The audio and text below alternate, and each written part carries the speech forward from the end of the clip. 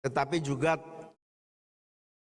tata kelola perguruan tinggi kita juga mestinya harus kita evaluasi sekaligus reformulasi untuk menghadapi tantangan hari ini dan di masa yang akan datang. Beberapa waktu yang lalu saya kedatangan tamu Menteri Pendidikan Kebudayaan, Nadiem Makarim. Salah satu yang menjadi titik temu saya dengan dia adalah bagaimana agar proses belajar mengajar di perguruan tinggi ini tidak terlampau memakan waktu yang panjang. Termasuk bagaimana separuh dari waktu yang selama ini ditempuh digunakan untuk meningkatkan kapasitas skill untuk menghadapi tantangan yang ada.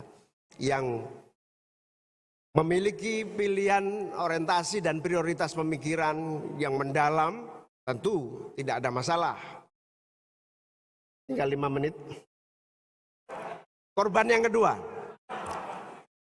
Oleh karena itu saya berharap dari Tulungagung, dari Muktamar Pemikiran Dosen PMI ini akan lahir gagasan-gagasan solusi Indonesia di masa yang akan datang. Amin.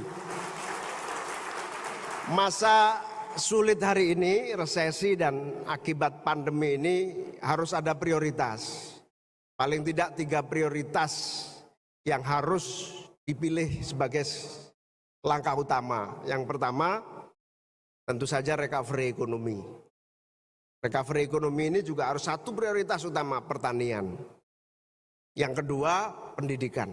Pendidikan kita, korban yang paling dahsyat adalah sekolah di tingkat menengah yang belum siap melakukan pendidikan pengajaran jarak jauh.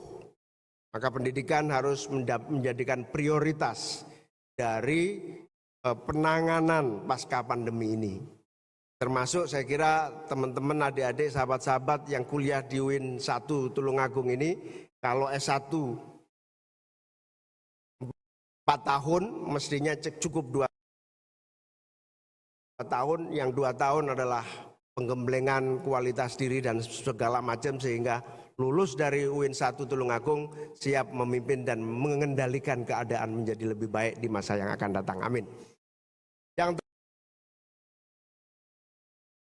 terakhir yaitu UKM, pilar yang ketiga.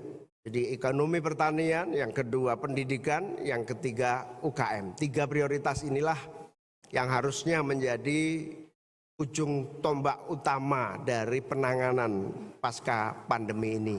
Dan dari tempat ini saya kira masih harus digali bagaimana cara di antara 3 skala prioritas ini bisa mengatasi keadaan dengan cepat. Selamat kepada seluruh panitia, selamat kepada IKA PBPMII, karena Indonesia ke depan tidak bisa dipungkiri keadaannya. Jadi kalau ngomong Indonesia pasti ngomong Islam. Kalau ngomong Islam pasti ngomong Indonesia. Dan disitulah kita dididik melalui pergerakan mahasiswa Islam Indonesia. Ada yang mencoba memisahkan Indonesia ya Indonesia. Ada yang mencoba memisahkan. Tetapi faktanya ketika kita bicara Indonesia, maka di situ ada kekuatan Islam. Karena itu Indonesia tidak akan maju tanpa campur tangan dan gerakan PMII, baik yang aktif maupun yang sudah menjadi alumninya. Terima kasih, saya senang banyak ketemu teman-teman lama.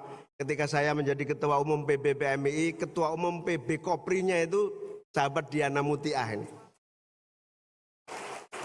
Alhamdulillah dia dosen juga di UIN Syarif Hidayatullah. Terselamatkan tidak menjadi politisi. Jadi terima kasih semuanya, selamat bermuktamar.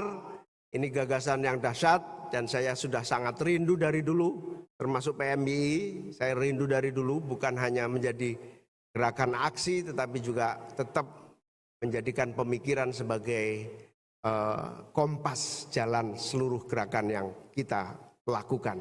Dengan gagasan, pikiran dan ide, insya Allah kita akan mengelola dan memimpin Indonesia lebih baik di masa yang akan datang. Demikian, selamat bermuktamar. Marilah kita bersama-sama membuka muktamar pemikiran dosen-dosen IKPMI ini. Dengan bersama-sama kita membaca basmalah. Bismillahirrahmanirrahim. Semoga semua ikhtiar yang kita lakukan, khususnya melalui muktamar pemikiran ini, akan lahir solusi nasional, solusi dunia di tengah dunia yang sedang terpuruk ini. Semoga Allah senantiasa memberikan hidayah, pertolongan, kemudahan, kesuksesan untuk perjuangan kita semua. Allahul muwafiq ila aqwamit thoriq. Wassalamualaikum warahmatullahi wabarakatuh.